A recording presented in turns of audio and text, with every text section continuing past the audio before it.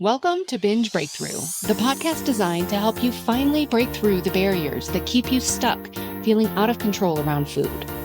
I'm Master Certified Coach Jane Pilger, and I want you to know that no matter how long you've been struggling or what you've tried, food freedom is possible, and I'm here to show you how. After years of therapy, eating disorders treatment, restrictive diets, and reading all the books, I was still stuck in the on-again, off-again cycle of restricting and binging until I was able to see it all from a new perspective that changed everything. Each week, I will share the strategies, tools, and mindset that allowed me to overcome my decades-long battle with binge eating. Your journey to body trust starts now. Let's dive in. Hello, trusted listener. We are back with Shelby Tuddy for part 2 of Behind the Scenes, really behind the scenes about New Zealand. And Shelby basically just had some questions and curiosities that had come up in listening to previous podcasts, reading previous posts over at The Peaceful Eater about the journey leading up to the race. And so if you haven't listened to last week's episode where we talked all about the race itself, some of the interesting and unique things about being in another country, be sure to check that out. I will include a link in the show notes. And Shelby, what else do you have for me? Well, thank you so much for allowing me all this time and opportunity to really kind of pick your brain about things. First off, I've always been fascinated with triathlons. I'm not an athlete to that level. I have a difficult time running. I don't swim and I don't ride a bike. So being able to listen to you and learn from you about how this all operates is just fascinating to me. It's something if I could do, I would do. I don't have the ability to do it, so I have to live vicariously through you. Yeah, So, absolutely. would you like to start by telling us about a lot of this call is going to be about your expectations and managing your mindset and what you thought about at certain times as you were waiting for this race over the course of years and how you managed all of that. I'm really fascinated by that because that's something that I struggle with personally. So I thought, who else better to ask than Jane that has just gone through this 5-year journey of waiting for one race, and had some things going on in her life, some things going on in the world like COVID that prevented us from doing the things that we love to do. So when you did your race, and obviously you got some times and you went through it, I'm sure as you're doing the race, you're thinking things through the race about your performance. Overall, how do you feel you did through the race? Yeah. So the race itself, I really went in with the intention to just be full of gratitude. I had looked forward to this race for so long that I just knew no matter what, I do a pre-race. I go through a series of questions with my coach about, planning, what are my goals and all kinds of things. And for this race, I didn't have a goal time. It was really a feel. I wanted to feel gratitude. I wanted to just be in the moment and be just in the awe and the magic of where I was. And I absolutely achieved that. In the beginning of the race, the announcer was saying we were getting ready to start on the swim. And when I went to New Zealand in 2015, my husband and I, every day we said to each other, best day ever. And in this race, the announcer was saying right before we got in the water, she said something about like having, like the race of your life. And I was like, yes. Like when she said that, it just resonated with me. I'm like, best race ever. Like that became kind of my mantra. I usually have some sort of mantra that I pick, whether it happens during the race or ahead of the race, something to kind of just really create that intention and create the experience that I want. And so I was like, I just want this to be a magical experience, best race ever. And it really was. I mean, it was just incredible. The water was so clear and beautiful. And I went in there and I just raced with with just joy and admiration and appreciation. It's a beautiful country. Like it was incredible. There were a couple of, just funny story. I lost my bike in transition, meaning I couldn't find it. So what happens is you come in out of the swim, and there's a little area where there's chairs and you can take off your wetsuit and put on your bike shoes and your helmet and all of that stuff. And then you drop off your bag and you run to your bike. And there, with 2,800 women racing, there are just a lot of bicycles. And typically what you do is you have kind of ahead of time, you make these markers of, okay, I'm in this row, my bike is, this far from this, and you have mentally placed where your bike is. Well, how we brought our bike in compared to where I ran in from the swim were from two different directions, and I literally could not find my bicycle. I was looking around, I was looking at the numbers, and I just couldn't make it. I couldn't figure it out. I had to ask somebody, a volunteer, like, can you help me find my bike? She's like, oh yeah, you're over this way. And I was like, no, I'm not. I'm on this side of the split. She was like, I'm pretty sure you're over here. And I was like, and she takes me over there and I'm like, oh yeah, there it is.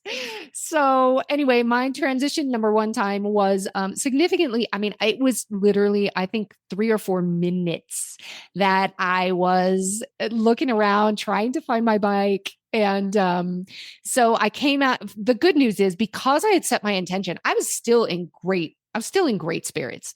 But it was a move that was kind of like a rookie move, if you will, from somebody who's been doing triathlon for 20 years. But I really was so relaxed about this race that it was one of those areas that I just didn't walk it and really kind of remind myself, okay, visualize what it's going to look like. Again, the power of visualization, right? I did not visualize what it was going to look like when I got out of the water and went to find my bike. And so I couldn't find it. So I go to get out of the bike and my husband's right there. And I tell him, I've lost my bike. And he thought that I just was looking for my red bike, which is the bike that I have at home. And instead of the white one, which I was riding in New Zealand, I was like, no, I wasn't even in the right zip code looking for my bicycle. So that is just a funny little story there. But otherwise, it was incredible. And the bike, it was just rolling hills, beautiful. The run, what was really neat about the run, it was along a lake. It's a little bit rolly, but it very much reminded me of running in Kona, and particularly around the parts like in town in Kona. And so it was neat to kind of have that, like, that feel, and just people everywhere, and you're running along the lake and the energy is just amazing. And it really was a magical day. So it sounds like you weren't disassociating by going inward. You were actually consciously looking outward to what you were seeing, the scenery, the beautiful water, the hills and the valleys as you're going through the race. So you weren't all up in your head, being self-critical, and you lost your bike. How could you do that? Why did you do that? You got to do better next time. It was more, you were looking out into the world and that you were a part of it as opposed to pulling inward. Yeah. I think for me, because I have such a love for this sport, there are other areas of my life where the more critical kind of internal talk may be louder, but in general, in the sport, it is a way and a place that I am very connected with myself and very connected with my body. I talk about, I have some of my best ideas on the bike. It's a place where I go and I really get a lot of insights and a lot of, intuition and wisdom, because I am very just connected with myself. So, The only thing that happens sometimes is I might, if something is feeling really hard, I might think like, I can't do it. I can't hang on. This is too hard. Sometimes that comes in, but there's never um, there's usually not like that critical, judgmental voice, which is fascinating because it shows up in other areas of my life, but it doesn't show up there. Mhm. And even though you might think that this is a funny story, it actually showcases that you have done work to get to this place, that to you feel comfortable in your body, that you're not a screaming lunatic, like, "Where's my bike?" And you're yelling at Yeah. this poor woman who's just trying to be helpful to you and help you find your Yes. bike and steer you in the right direction. Yeah. Yeah. Absolutely. That definitely takes the right mindset, 'cause I would be, like, frantic, like, "Oh, no, this is gonna ruin everything," or at least that's how I used to be before I've learned the wisdom of my nervous system. Yes. Yes. Yeah. Yeah. And setting that intention is huge, right? It's like my brain knew, okay, I mean, the goal of this race is to have the best race ever. So if that means we lose the bike, like that doesn't mean we can't still have the best race ever. Like this doesn't have to. And I remember even thinking that, and it's something my coach has told me too. Like this doesn't have to mean anything. If that's the worst thing that happens to me all day over the course of hours being out here. It's nothing, you know? So There's a song lyric that I absolutely love, and the song lyric is, "When things go wrong, it's just incidental." mm, I always put greater value when things go wrong on that thing. So one thing could destroy a year for me. And when I hear that lyric, it reminds me that it's it's incidental. It doesn't mean that that entire year is shot because that mm, one thing happened. Of course, it depends on what that one thing is, but for me in my life, they were incidental things that would derail me, and then I would end up declaring on December 31st, this was the worst year ever.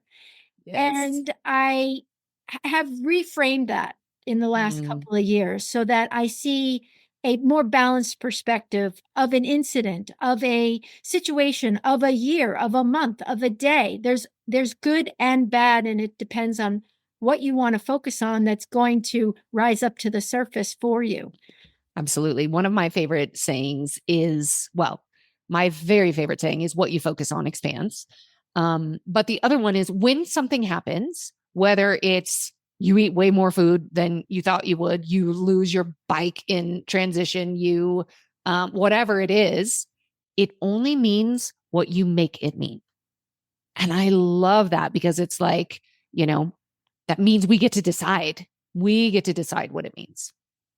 Yeah, and it you get your agency back, and it Mhm. doesn't derail you from your intentions and your goals, and allow like, I very easily allowed myself to feel like a failure for no reason because of Yeah. my definition of what that meant, and it wasn't until recently that I started to see that trend through my life and how it played out in so many different places.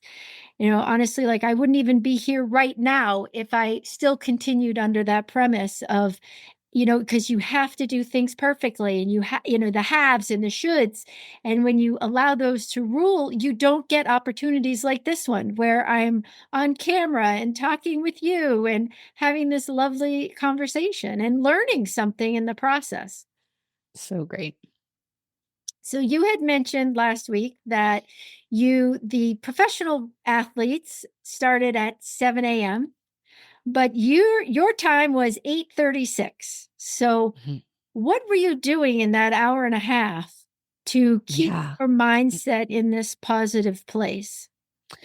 So I know for myself that when I'm around a lot of athletes, particularly before a race, there can be as you can imagine, a lot of nerves. A lot of people are really nervous. People are anxious. There's all different levels, but there really can be pretty high emotions. And so I really kept myself away from that as much as possible. I got to the transition area, which is where all the bikes are. We had dropped the bikes off the day before, but you could go in and put your nutrition, your water bottles, all of that onto your bike, put on your bike computer, make sure your tires are pumped, all of that. You do that the morning of, but it closed at 7 a.m. So I got over there pretty late. I didn't get over there till like 6:45. And the house we were staying at was literally a quarter of a mile from where transition was. It was unbelievable. It was so close. It was incredible. And so I got there pretty late. And because of that, most people were already gone and out of transition because a lot of people were starting really soon. So that was great. And then I went over by the lake. We were so close to the house. Todd walked back to the house to drop off the bike pump. And I went down by the lake and I just sat at a picnic table. And I was just watching the swimmers swim. The swim was, you started at one point and then you finished at another point. So you could actually see the swimmers going along. And so I was just sitting on there was a pretty long distance between the start and the finish of the swim. And so, about a mile, in fact.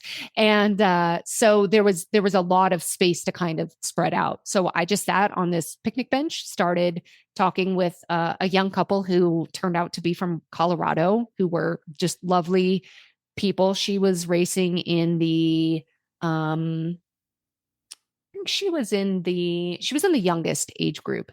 And she had qualified at her very first 70.3 was earlier this year in Boulder, Colorado. Her first 70.3, she qualified. She ended up getting second place in she ended up getting second place in her age group. And I think she was like this, the person who won her age group maybe was the overall amateur winner. So fun to kind of, make that connection. And then she passed me on the run and she cheered for me. And then I cheered for her. And then I heard people yelling, "You're in second." And I looked her up afterwards. And so that was super fun. So just chatting with her. And then I didn't get over to the start of the swim for a while. And so because of that, everybody was already pretty spread out. So I didn't have to wait in line for the porta potty. And there are a lot of not great things about starting last because you are last. You have to wait around a long time. As a faster swimmer, you have a lot of people to pass in the water, but there's also some really nice things in that it's a little relaxing and you don't have to wait in line at the porta potty and you can sleep in. I mean, I'm used to waking up at like 3:30 in the morning and, we didn't have to wake up that early. So there's just like anything, right? There are positives and negatives for anything. Mm-hmm. And were you able to sleep that night? Did you?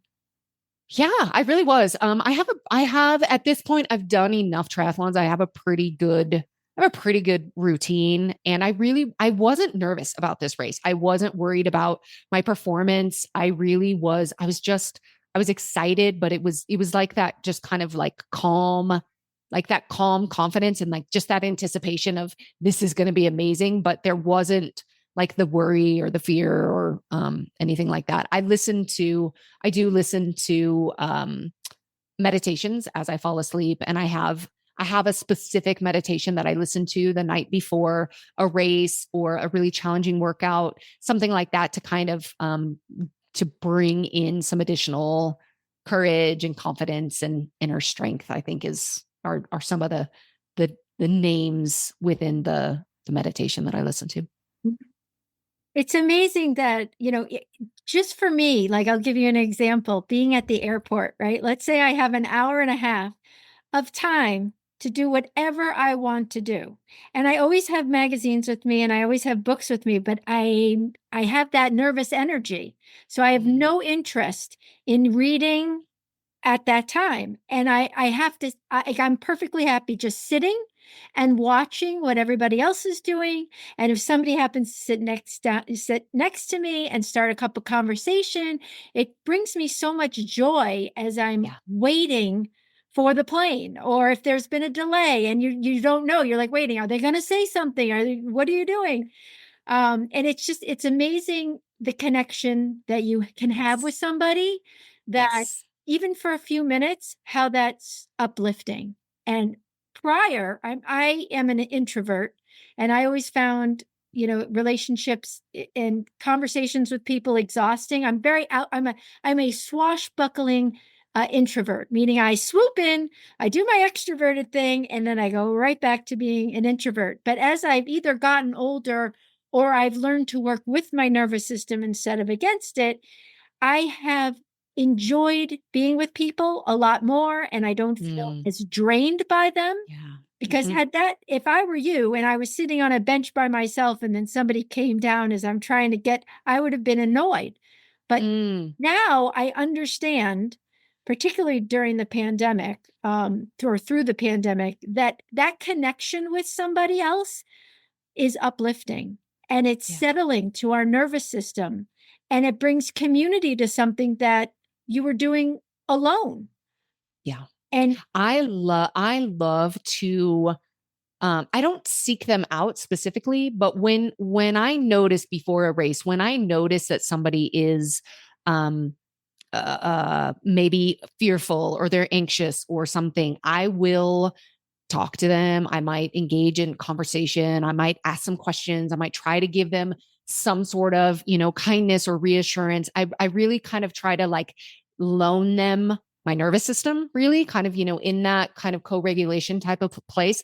And it's very powerful for me. I mean, it helps me because I mean, even there's always some level of anxiety because you're getting ready to do a really big thing. So there's always some level of that. But when I can be in conversation with somebody else, like I'm not focused on it and I'm not thinking about it. An amazing story. This was, I don't even know what year it was. It was years ago, well before 2019.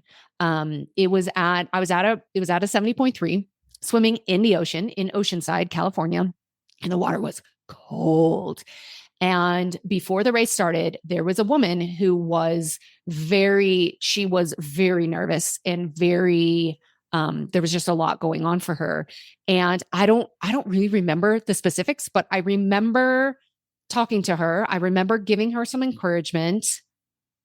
We might have prayed. I might have prayed with her somehow. Maybe we found out that we both, had a faith.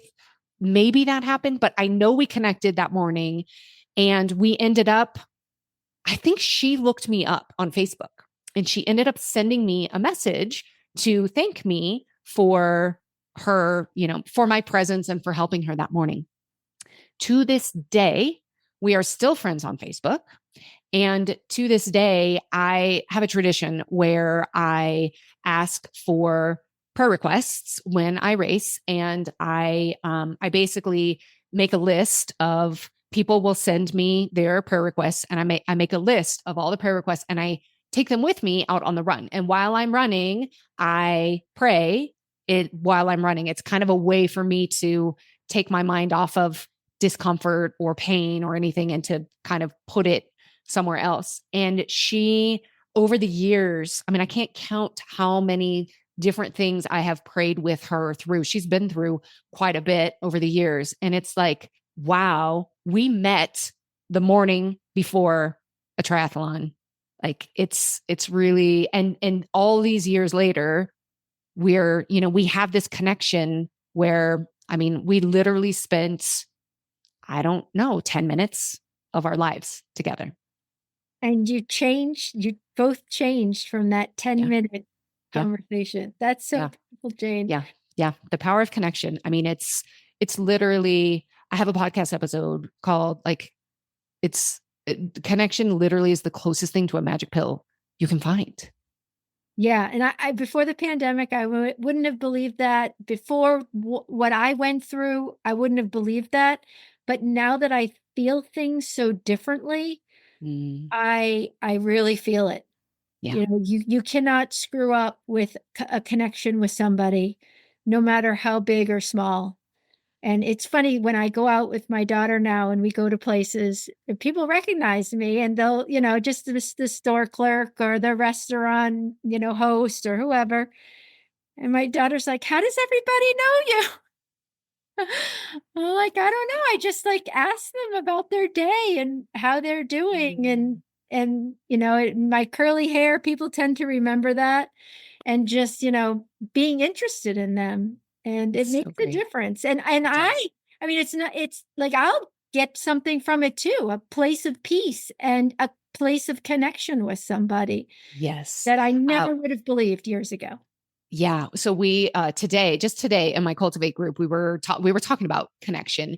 And one of the participants in Cultivate, she said something that I had never really thought about it in this way, but as she said it, I was like, oh, you were so right. She said, connection is exponential.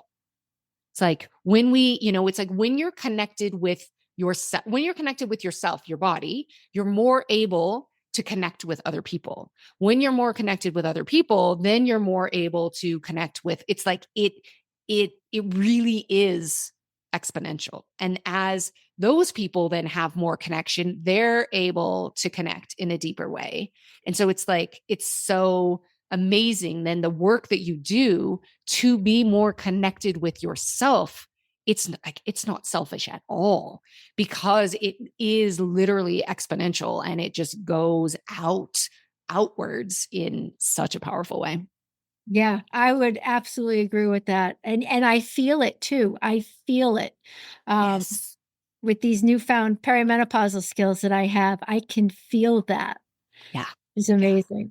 Yeah. So one of the things that I really, really wanted to talk to you about was, you this trip was 5 years in the making, right? Mhm. And there were some things that happened along the way that caused the delay of this experience and being able to go back to New Zealand, a place that you had been to and loved. When you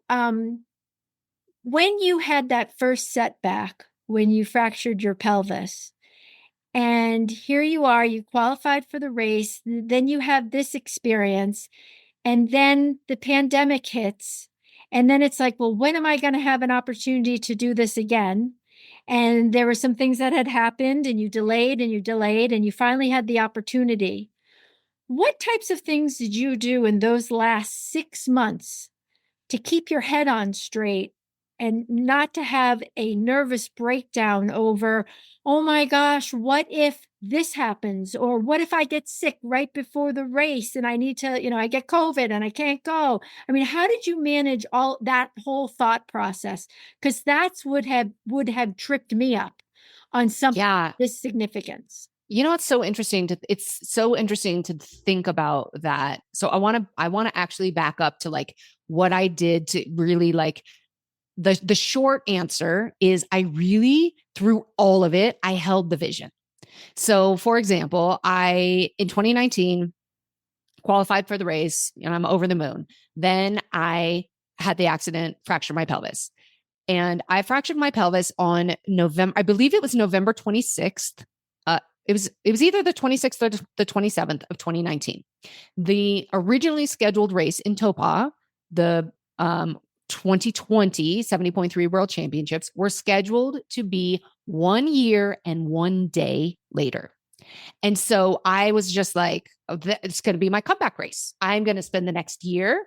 I'm going to heal. I'm going to recover. I'm going to get stronger. And I literally held the vision of racing in New Zealand as my comeback race. And so that pretty much, I would say the race got canceled probably, I don't know, like in April, May, June, something like that was when it got canceled. But from November, probably maybe the first few days of December when I decided this is what I'm doing through whenever the race got canceled, it was like that was my vision. Like this will be my comeback race. And so then it got canceled and it was like, okay, well, that won't be my comeback race. But then I just adjusted the vision to I will have a comeback race and I will come back stronger. And then as I went along, when it came to that day, 1 year and 1 day later, I was like, I'm so glad I am not in New Zealand right now because I would not be ready to race. The recovery really was longer than I thought it would be. It was longer than, the doctors said and all of that.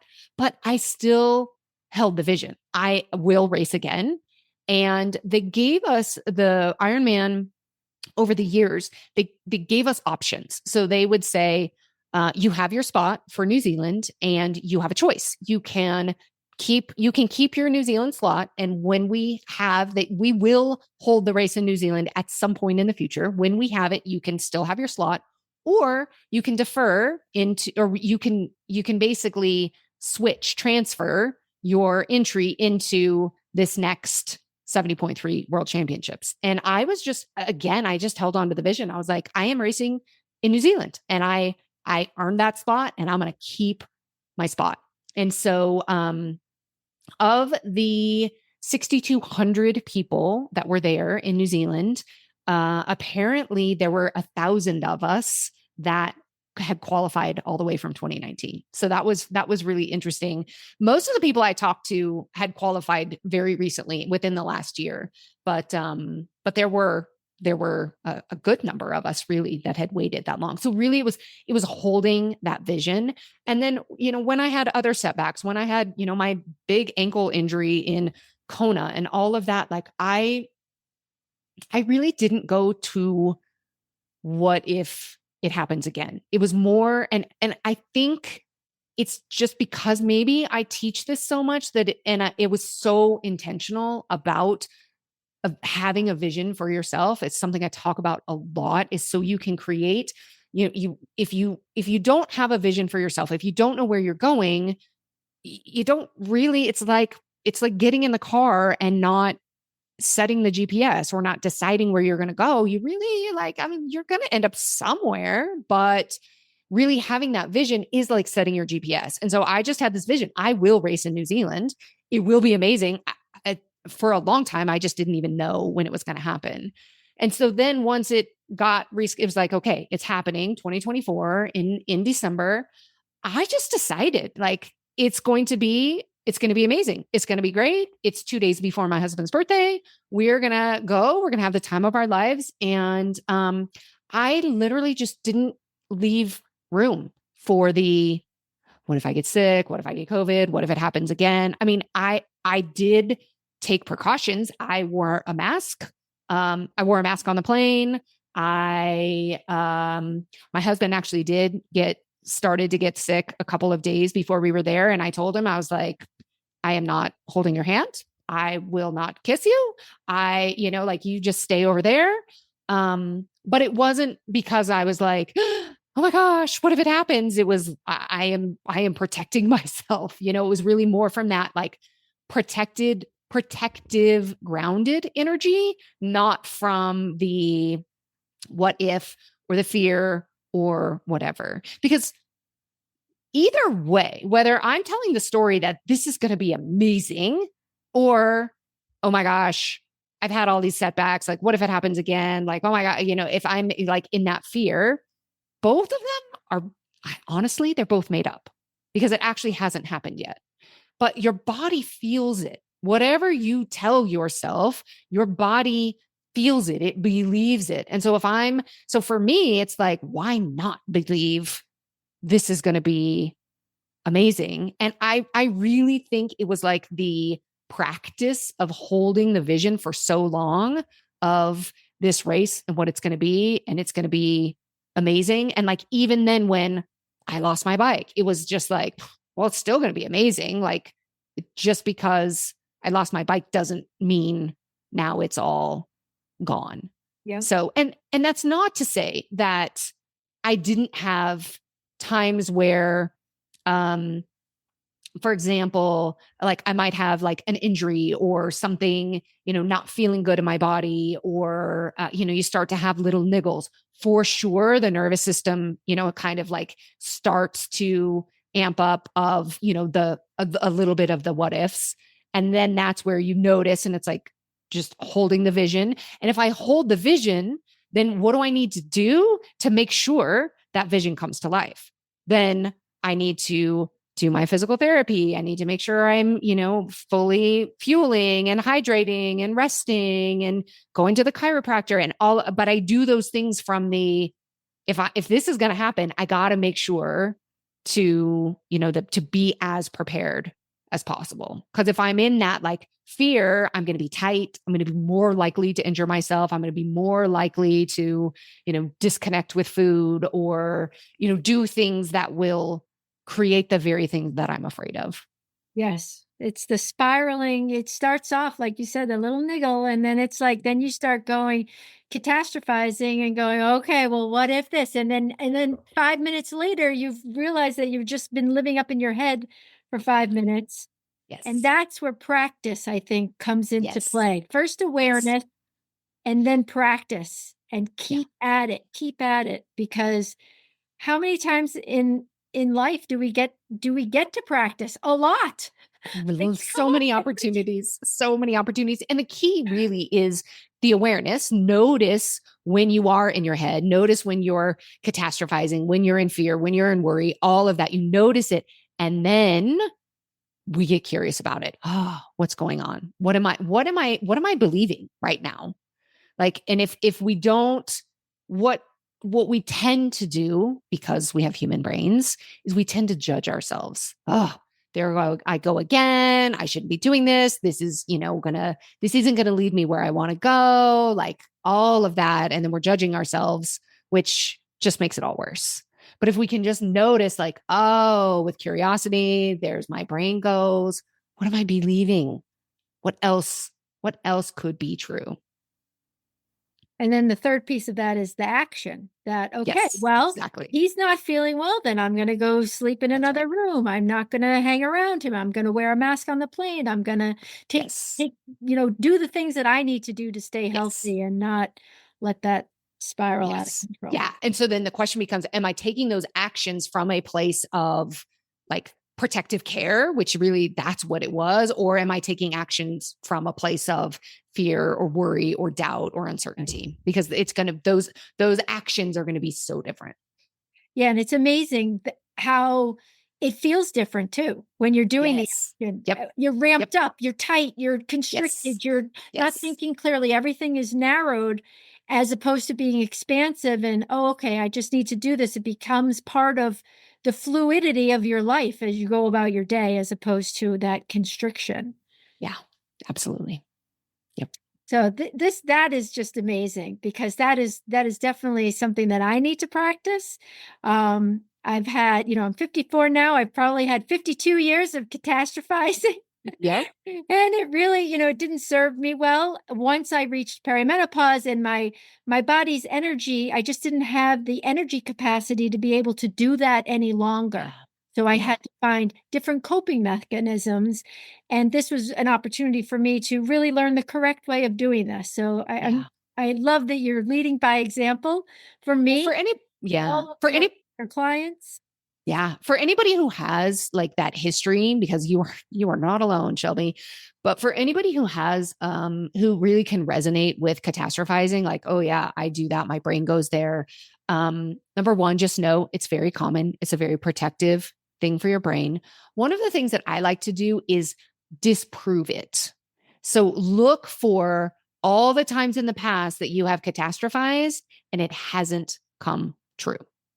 So sometimes just like we can gather enough evidence that we can start to soften if we can notice it, not judge ourselves for doing it, and then remind ourselves, oh, okay, this is what my brain likes to do, but it actually is never as bad as my brain thinks it is. That can soften it too, because what makes the catastrophizing so intense is we believe it. We think it's actually true. It actually is going to happen, which of course is going to activate our nervous system to, the next level, because our nervous system is always trying to protect us.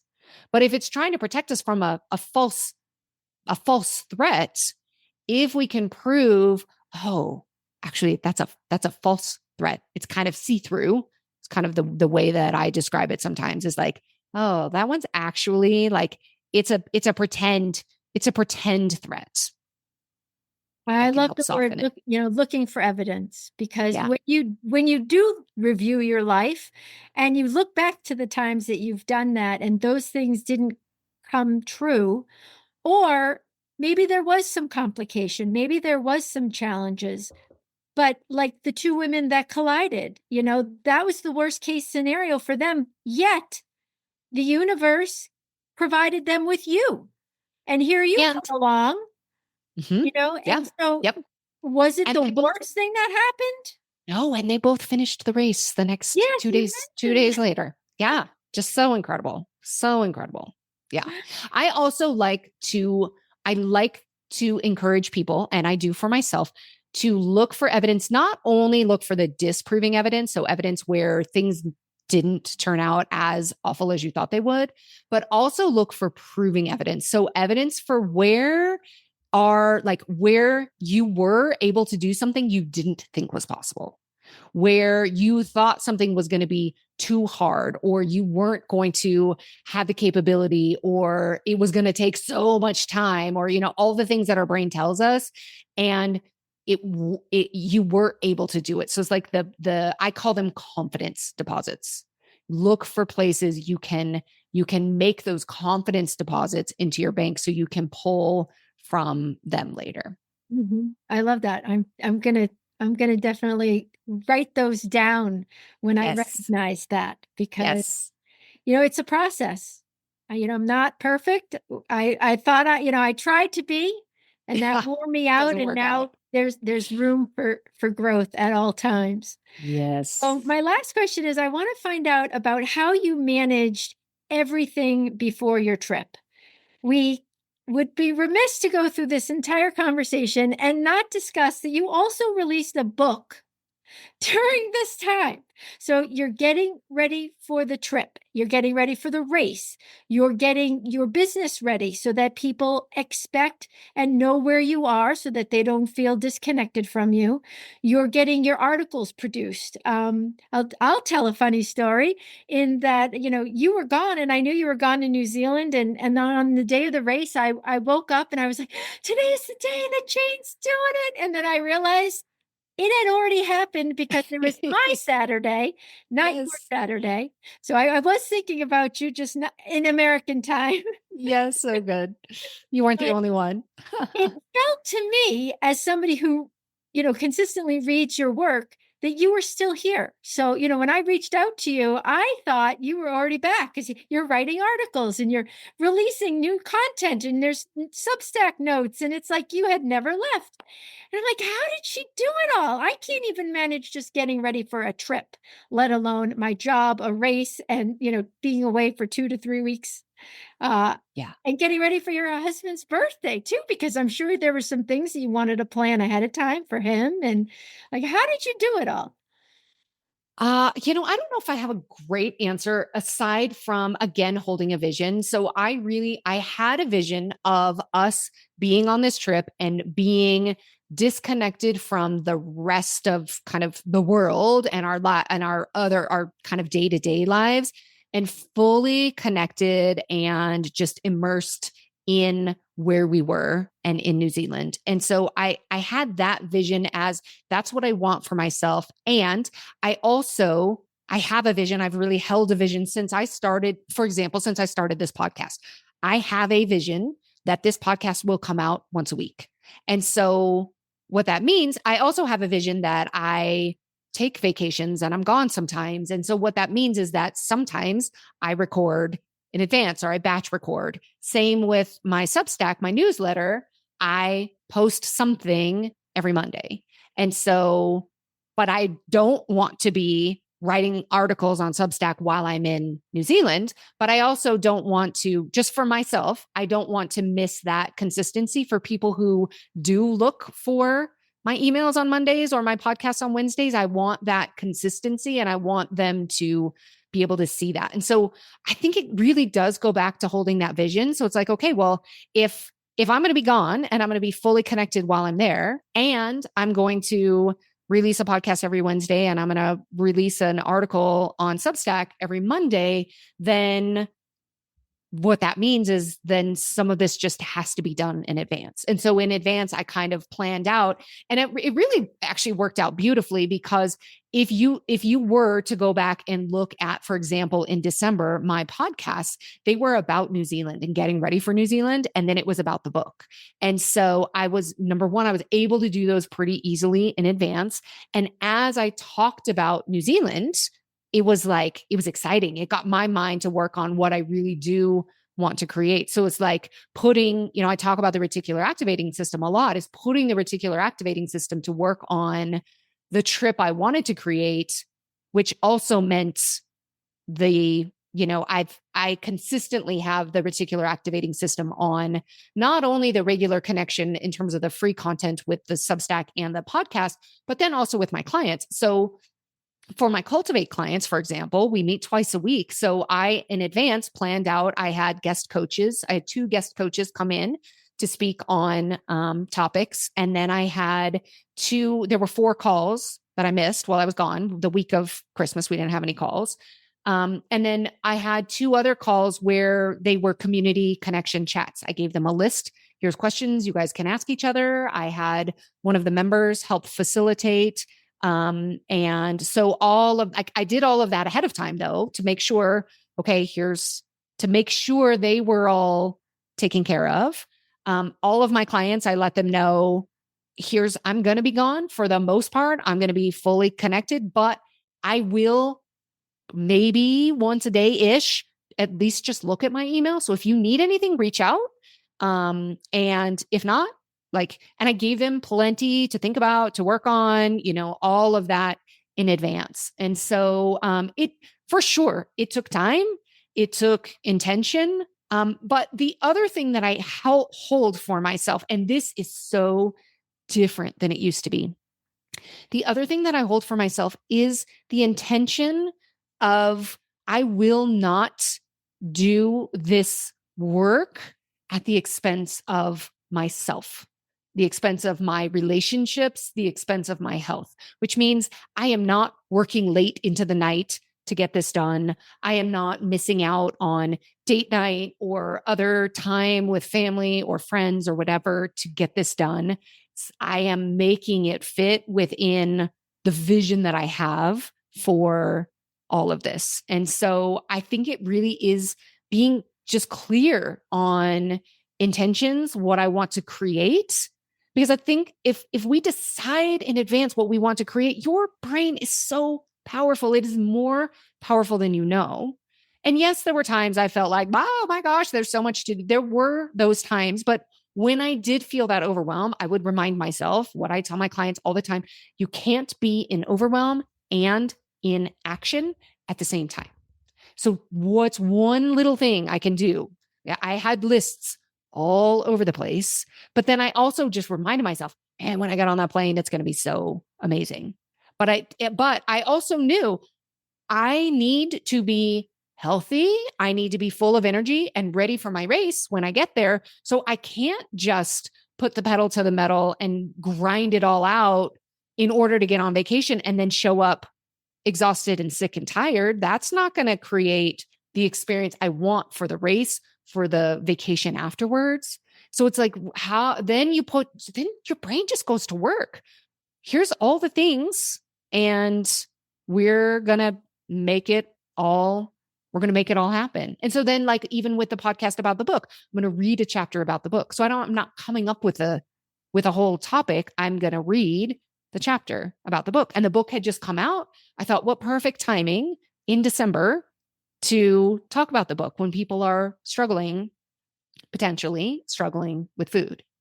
And so now to talk about the book and to tell anybody who happens to be listening in January of 2025, when this comes out, I am putting together a one-time experience to go through the book with me.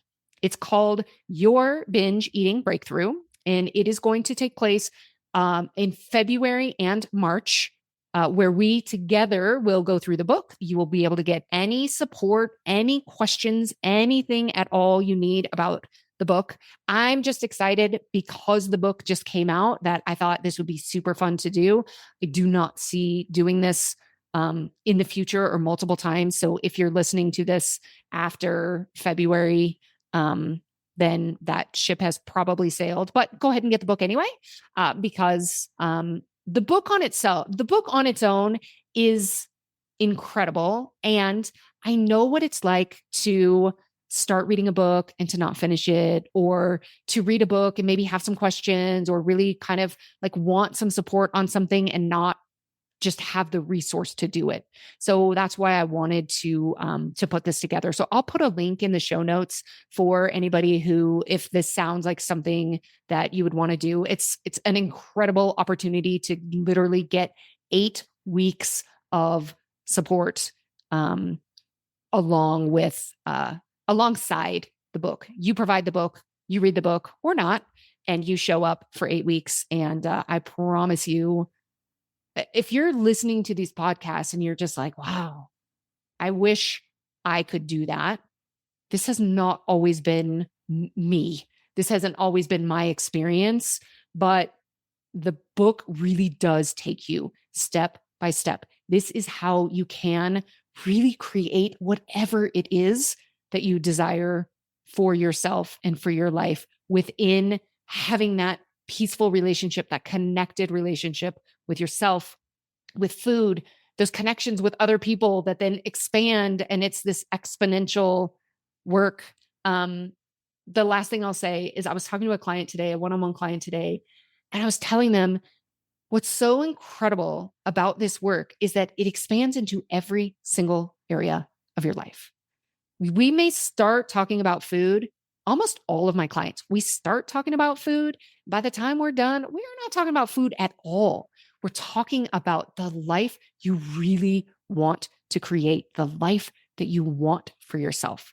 And the things that we learn and the things that we do together and everything that's in this book, it's what will help you create the life that you want. It's what helps get rid of all of that space and that noise that's taken up by food. And it gives you that space to really decide, what if all things were possible, what would I love? I love that question.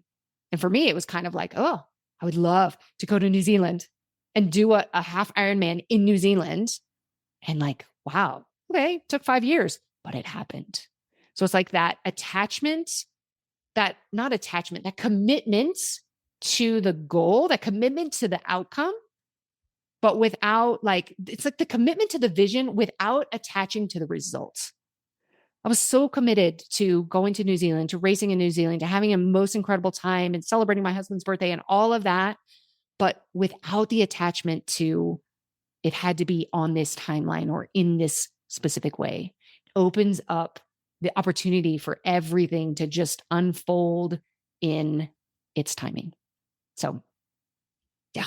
I purchased the book the first day that it was available and I got it. And over the weekend, I flipped through it and see now I'm like, not going to yell at myself because I meant to bring it. So I can show you that I have it. So I'm going to let that go. But yes, please do. Out of the 3 Substack author books that I have purchased recently, it is far away the best out of all of them. The other 2, I was like, I was just flabbergasted at the quality, the lack of quality of them. But when I got yours, it felt like a book. You spoke through it in your voice. I heard you through it. I understood what you were saying, and it's the chapters are just so well written in a process that you start at the beginning and you work your way through, and so many answers that, I don't think that this is a book that you can just sit down and one fell swoop, read the whole thing. You need to absorb it. You need to process it. You need to think about it. And so I did read the first 2 chapters and I flipped through the rest because I'm like, oh, what does she have in store? Because, even though I don't have a problem per se with binge eating, I know that what you teach can be applied to so many different areas. Yes, absolutely. And a couple of things. The way that I wrote this book and the way that I outlined it and that I structured it is very intentional to take you through a process. The other thing is I did not leave anything out of this book. Some people will write like a little short book. Let me tell you just enough so that then you want to work with me. No, everything is in that book. I did not leave anything out. There's no like secrets behind behind the veil. There's always new things that I'm learning and I'm applying and, all of that, but it is a very comprehensive book.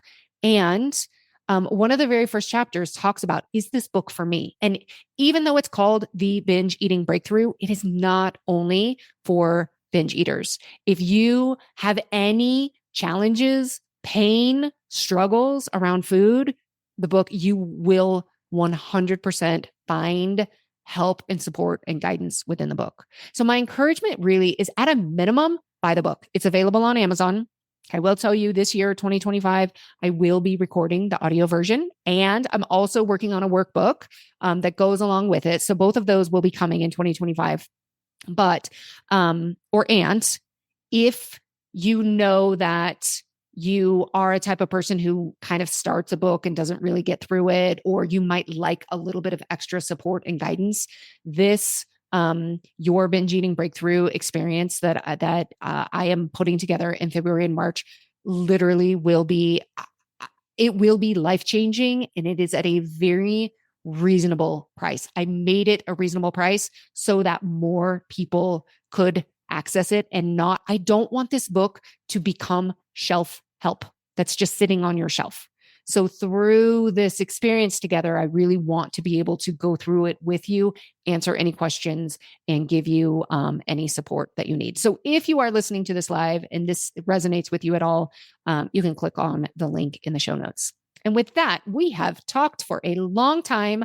I hope it has been helpful for you as a listener. Sometimes it's kind of, it's interesting for me to like hear me talk about myself like in this way, but I share it not in a way to brag or to say, look at me or anything like that, but it's to really, hopefully the intention is to inspire, to open up your mind to what is possible, what you can create for yourself, and to get really curious, what are the desires that I have for myself? If you have desires in your heart, they are there for a reason. And it is Ironman's slogan, but I believe it to my core. I repeat it to myself very often, and I invite you to believe it as well. And that is, anything is possible. All right. Shelby, thank you so much for this opportunity. This has been super fun. I'm so glad you suggested it. I know that way more came out of this conversation than ever would have if I just checked off the list of do a podcast recap on New Zealand. So I am grateful and appreciative to you for the idea, for the questions, and for the connection. So thank you. Thank you, Jane. This was definitely a win-win. Yeah, absolutely. All right, everyone. I'll see you next week.